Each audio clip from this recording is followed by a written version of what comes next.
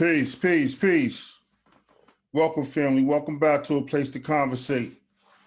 Today I'm asking a question. Black men being killed on video, has it become something that people are now labeling trauma porn? I'm reading from an article right now from CNN. Some say sharing videos of police brutality against black men is just trauma porn. In powerful social media pleas, some people are asking others to stop sharing videos of police brutality against black men. The requests come after the police shooting of Jacob Blake, a 29-year-old black man in Kenosha, Wisconsin, who was shot 7 times in the back as he attempted to enter the driver's side door of an SUV on Sunday, according to state officials and attorney Benjamin Crump. Blake's 3 sons, ages 3, 5, and 8, were witnesses to the shooting, Crump said. The 2 officers involved were put on administrative leave as state authorities investigate the events leading up to the shooting, which was caught on camera by a witness. He remained in intensive care late Monday. He is suffering from paralysis from the waist down, his father, Jacob Sr., told CNN, but he wasn't sure if the condition is permanent. 5 hours after the incident unfolded, Crump posted a 13-second video of the shooting, which was amassed 9.3 million views. The incident sparked protests that prompted county officials to institute another curfew Monday night.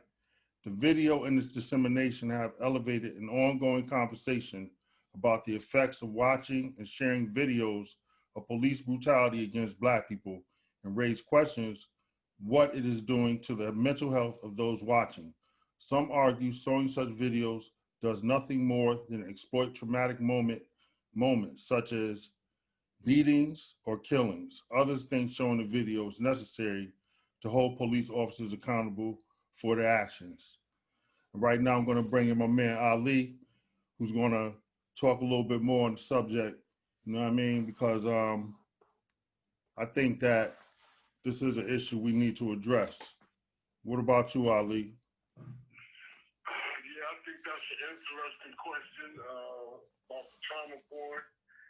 It's very interesting to me how they always come up with terms for things, but yeah, I think that it's imperative that these videos continue to be shown, and I think that it's imperative that people continue to take to the streets, even if that means rioting and violence.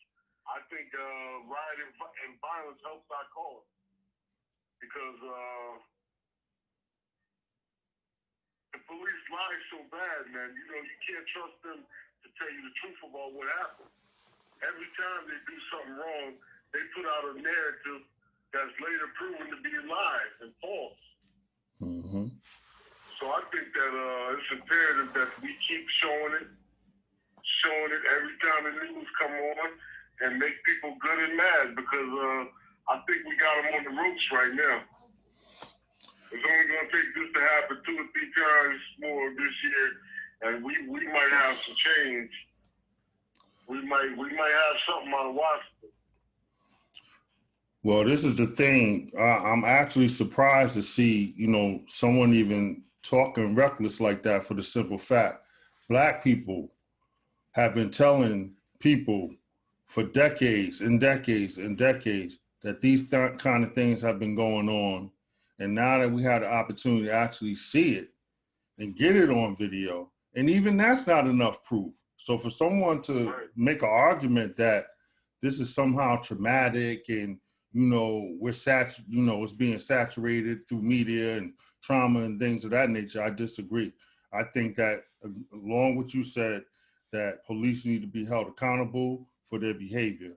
Whenever they do something foul, whether they beat a black person or shoot an unarmed black person, that needs to be seen and everybody needs to know about it. You know what I mean? So yeah, I'm 100% on board that, I don't agree. I don't think that's trauma porn. I think that's a necessity, an instrument to hold these police accountable for their actions and behaviors. Yes, I fully agree. But let me tell you something that's even more concerning to me, is that the way these shootings have become politicized, and the country is taking sides now. You understand? And you see now where they're having counter protesters, where people are coming out and saying Blue Lives Matter and protect the police, and they don't want to see the police defunded. That's because the president is currently scaring people, telling them that they're going to cut police out and all of that, which we know will never happen. But it's becoming political now. And I believe once it becomes political, it's just going to be one of those issues in America that never gets resolved. You understand what I mean by that? Like race, guns, taxes, just political issues where the country is divided, where half the country is on this side of the line and half the country is on the other side of the line. Well, I've been watching articles lately in the last week or so in Kenosha, Wisconsin. People have come out, especially the guy, what's the kid name that shot the people? Bricken something. The guy that's the young kid that shot the young kid that shot the kid. Kyle Ritledge. Kyle Ritledge, I believe. Yeah. Okay, yeah. But you see, he was on a side that believes he was there protecting a business that wasn't even his. Supposedly, that's what he said. You understand? Mm-hmm. He's on this side. I'm sure that he said he was a Donald Trump supporter, and his Facebook page confirms that he's, on that right-wing type of mentality where he feels that what goes on is a personal assault on the country. And he feels that way, and that those people are coming out more and more in support of the police, which, hey, I don't know. I'm on the other side from that argument. So let's talk a little bit about that, because what was going on? Because I seen videos online where it looked like he was out there with a militia group, and it looked like they were in collusion with the police, or am I reading that wrong? Telling them they're doing a good job. Am I reading that wrong, or were they out there actually like getting pats on the back from the police? Yes, they were. And it's on tape. It's on video. Police giving them order, telling them they're doing an outstanding job. Now here's this kid. Let a black man show up with a rifle around his neck and see what happens. Yeah, and that's another thing. I seen the video, I guess, after the shooting, the kid was walking down the street with his hands up with the rifle, and police just riding by the kid. Let that have been a black man out there. They were people pointing him out. Yeah, and he just shot somebody. Yeah. Let that have been, vice versa, a black man walking around. They would have jumped out their cars, they would try to run him down, they would use every lethal instrument they possibly could. You know what I mean? Yes. So you see a black man walking on the street with an assault rifle around his neck, I promise you any cop in this country worth his salt would kill him. Mm-hmm. And walk away from it. Be back at work next week. So yeah, I mean, clearly there's a double standard there. You know what I mean? I was watching online on Instagram, they had two separate sides, the white kid with the gun, and then they showed Jacob Blake, the video that happened with him. Here you got an armed, murderer walking right down by the police, nobody paying him no mind. Here you got an unarmed black man, and he gets shot in the back 7 times, paralyzed. Lucky he didn't kill him, but I mean, man. Yeah, I mean. That's what we're at in this country. I mean, I'm really getting the vibe that we got him on the roast. I really feel that way because these things are just happening back to back to back now. It's like the police can't help themselves. They just keep on doing it, like the kid in Atlanta and Breonna Taylor, and they just keep doing it. They can't stop. And they get caught on video, and the more that happens, the more something's going to have to change with the NBA and the soccer and the baseball. Exactly. Everybody is protesting now. Now, what's going to happen now is when these guys put that kind of political pressure on their bosses, now their bosses are all rich men with influence in these cities. They got the kind of influence where they make these people come and buy them stadiums and everything. When they cut schools and you know what I'm saying? They cut school lunches and they cut that to make the cities is full of potholes, but they still paying for the stadium for the mean these people got juice. They can walk into the mayor's office and say, we need something done.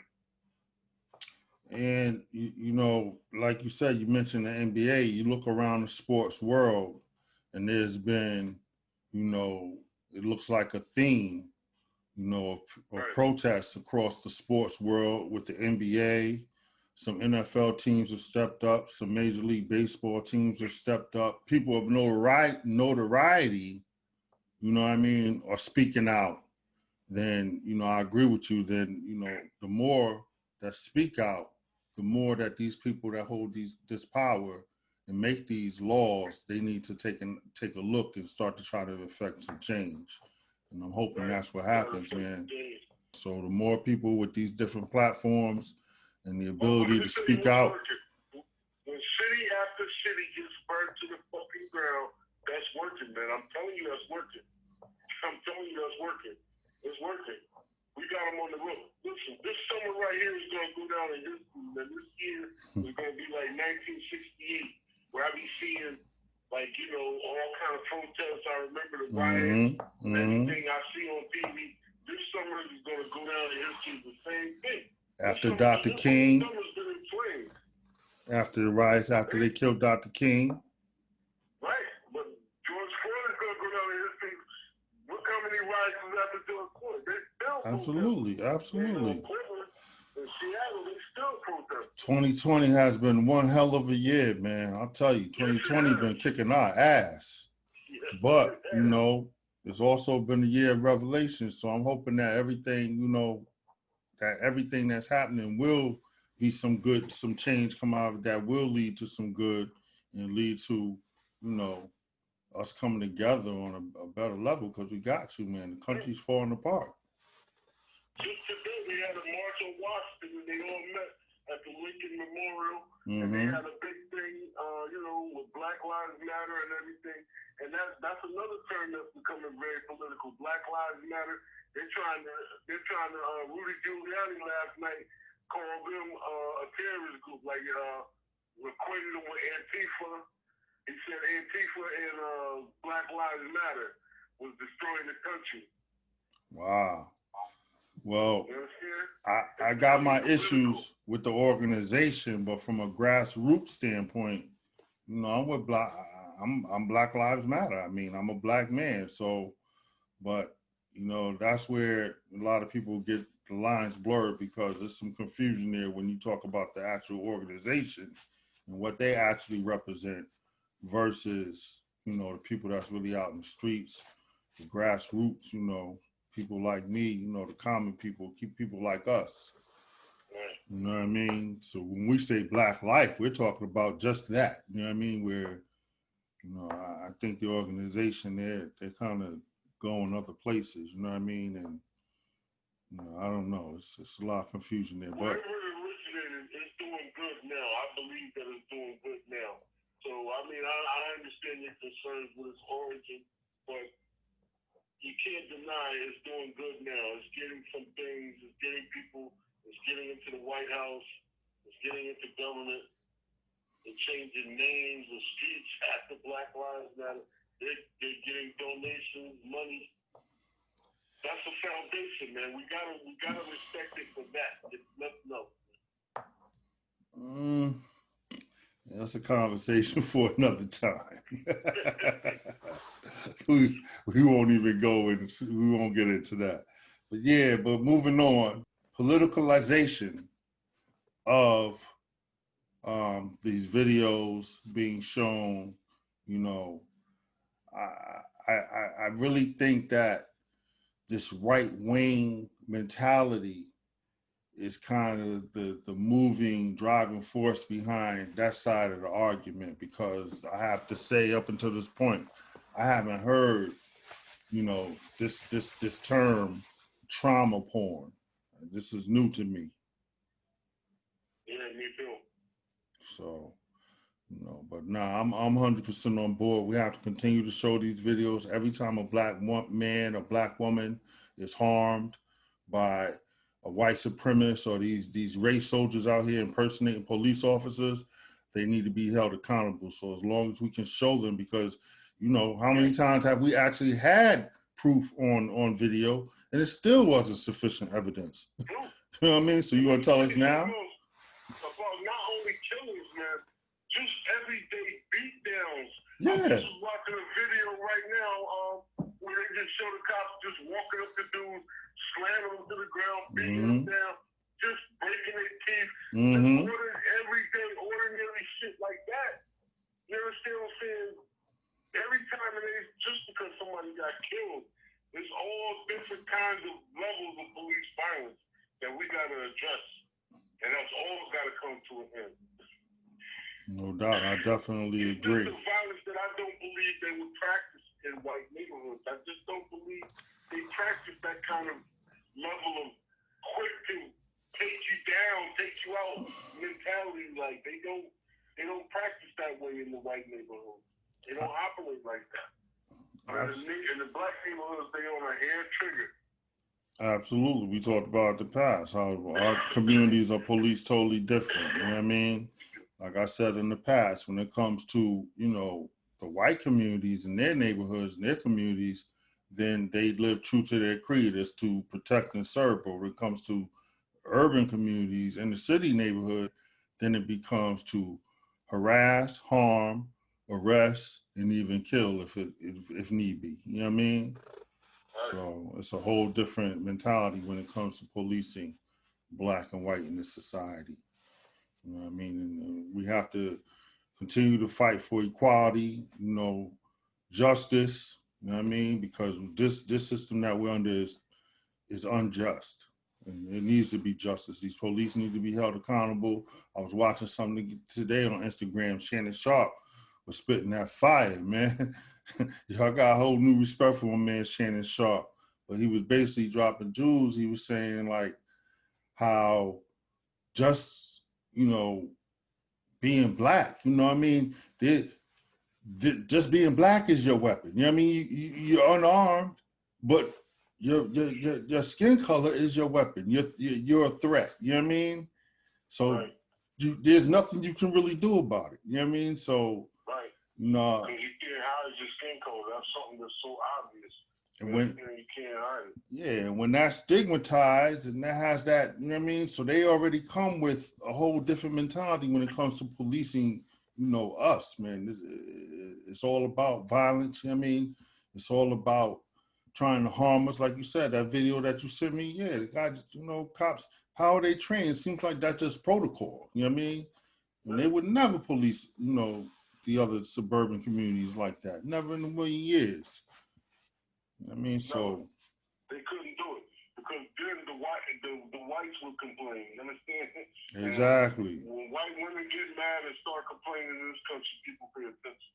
No doubt. Exactly.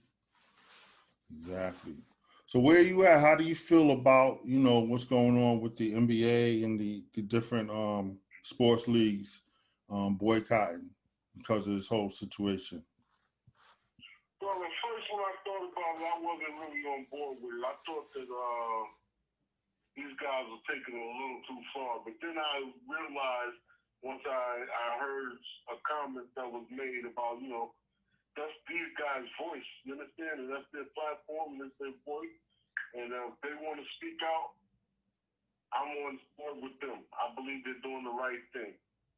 Because once you start hitting people with economics, because you don't play games, that's television revenue they're losing. The bosses are mad. They don't want that to happen. Even though they gotta support it, they can't not support it because they don't want to be on the wrong side of history, especially the NFL and the NBA. You understand? All of them. And I think they're using their platform in the correct way. You know, well, the more people we get involved in, the better. The bigger names, the rich people. I mean, you know, eventually we got to get the white people. But see, you don't understand. Half of this country thinks what goes on with the police. They look at a guy like Jacob Blake or George Floyd. He's like, this guy was just an arrest, this, that, and third. It's good that they did what they did. You understand? And half the country definitely feels that way. At least half. That's the problem. You understand? That's the problem. together, I believe we'll see political change. That's crazy, man. I don't see how people can look at the same thing and see something totally different. I mean, yeah, it is true. It's absolutely true. You look at every incident, Eric Garner, I mean, Trayvon Martin to, Philando Castro. I mean, you can go on and on where people will actually side. It goes on and on. The list, and this is just since we've been catching it on video. You understand? The list is endless already. Yeah. It's crazy. And we ain't been had this cell phone technology. It ain't even been about hot 10 years. No doubt. And thank God for it. That's one good thing about it, huh? Right. Thank God for it. Because, man, Black people have been telling people for decades and decades and decades that this has been going on, and people have just brushed it under the rug, turned a blind eye, said people were imagining things. No, it couldn't be. Police don't do that. This, that, and the third. You know what I mean? Like I said, there's been actual video evidence of police brutality, of people being killed, unarmed Black men and women being killed on video, and police have still walked. So for anybody saying something that we shouldn't be showing, Black people, when that type of thing happens, that they shouldn't be shown on video, they're out of their minds. Police should be held accountable. We have to do something about this, these police unions and this qualified immunity. I believe that once those things are broken up, then it'll change. Then things will change. You'll see change. Because there's nothing wrong with the law. You understand what I'm saying? There's nothing wrong with the law. There's nothing wrong with our system of law. It's what's wrong with our system of policing. And I believe that, I honestly believe that they are real good police, but unfortunately, these bad ones give all the police a bad name, like I said before. Unfortunately, the good cops will sit back and watch the bad cops brutalize people and not say nothing for fear of being ostracized among his police brothers. Exactly. So that means they're all bad. Basically, yeah. Yeah, because of that blue wall of silence. That's right. You can't go up against that. So until something's done about that, like I said, a qualified immunity, these police unions, and take their pensions away. Whenever they do something foul like that, act out of their capacity with killing somebody, brutalizing somebody, and their pensions should be at risk. They should be at jeopardy. It should be against the law to kill an unarmed man. How come we can't say that? It's against the law. If you kill somebody and it turned out he didn't have a gun, you were wrong. That's the thing. I mean, for whatever reason, they're above the law because you and I couldn't do it. I mean, I couldn't get away with shooting somebody in cold blood and just, get away with it. And another thing, too, they have to do and look at, too, is take away their option whenever they are brought to court and brought to trial, the option of having a bench trial. They should all be tried by jury. They should not have the option of having bench trials because I think that's the East Coast thing. I was looking into that. That's just a thing popular in New York, Massachusetts, Philadelphia, Detroit. It's like the East Coast thing. Out west, they don't do that. These guys in Minneapolis, Derek Ferry, what was his name? Derek Chauvin. He don't have that option. Yeah, but that's something they need to get rid of too, because too many times these police do some foul shit and they're able to request a bench trial and go in here and the judge will let them walk. You know what I mean? Because they're all tied in with those police unions and it goes into politics and behind the scenes dealings. Judges would be out of business. Exactly. Yeah, that's crazy. But we're going to leave it right there, man. I'm going to throw it back to the people and get their perspective. What do you think? Do you think that the videos showing Black people being killed by these race soldiers impersonating police officers is something that they're labeling trauma porn? and something that needs to be stopped being disseminated? Or do you think that these videos need to be seen as evidence and proof on behalf of the Black person who's being brutalized or being murdered, but also as well as just hold the police officer accountable for their actions? Because, you know, as everyone should know and should be aware, that police officers do lie on their police reports. And believe me, if there's no proof backing up your side, when that thing goes to court or however it goes down, it's always going to most likely fall on the side of that police officer. So hit us back in the comments. Let us know your position and where you stand. Until then, everybody be safe out there. We'll see you on the flip side. Peace.